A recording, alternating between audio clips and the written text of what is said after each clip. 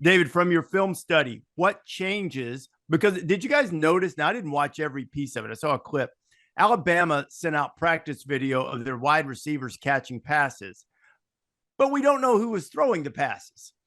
So now the odds makers are saying that Alabama's a 24-point favorite against Texas A&M. That would indicate that perhaps Bryce Young will play, but maybe not. If he doesn't, when Jalen Milroe gets the start and goes, what changes? What's the biggest change for Alabama, other than the fact that the dude runs like Mike Vick or somebody?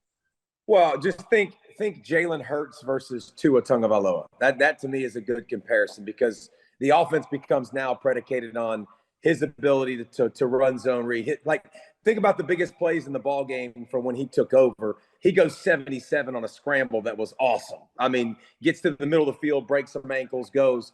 You think about when they got backed up in the red area a couple times. What happened? I don't think this happens with Bryce Young. They run a screen to Gibbs. He takes it down to the 2, a holding penalty. It comes back. They throw a screen to JoJo, and he scores. So I think it becomes a more run-heavy offense. I don't think it's a surprise either. Jabari Gibbs had 2 70-plus yard runs with Milroe as a quarterback. I think it makes the offensive line a little bit better, because now the backside has to really play the run. Is the passing game better? Heck no.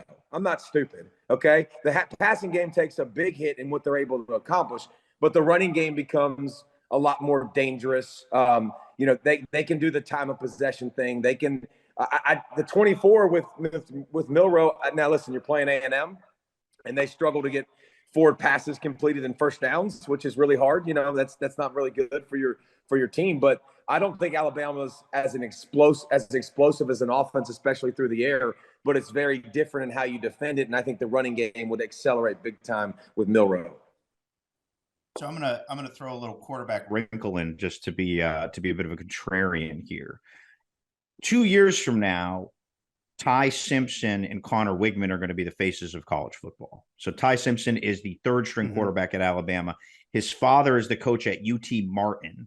Connor Wigman is a good enough recruit that when Quinn Ewers went in the portal from Ohio State, Texas A&M was like, we're good. We got our guy.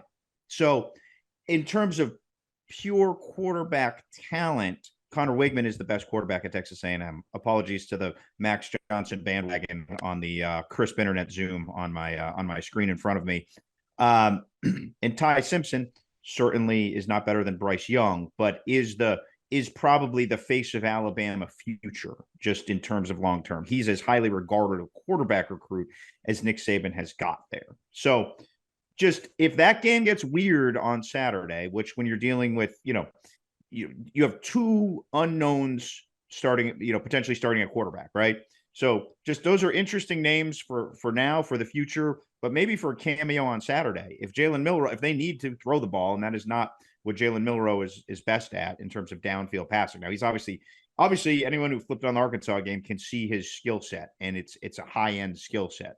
But it would be interesting to see if all of a sudden those guys get in the mix. I know at Texas A&M, they really feel like Wigman's the best quarterback in that room. And now, do you roll him out for his first career start in Tuscaloosa? Probably not. That would be foolish. But I do think that if that offense continues to be the biggest slog and the biggest disappointment in the sport, Jimbo needs to be in the business of hope, because there is not much hope right now for that A&M offense, and I think Wigman represents it. Thanks for watching ESPN on YouTube. For live streaming sports and premium content, subscribe to ESPN+.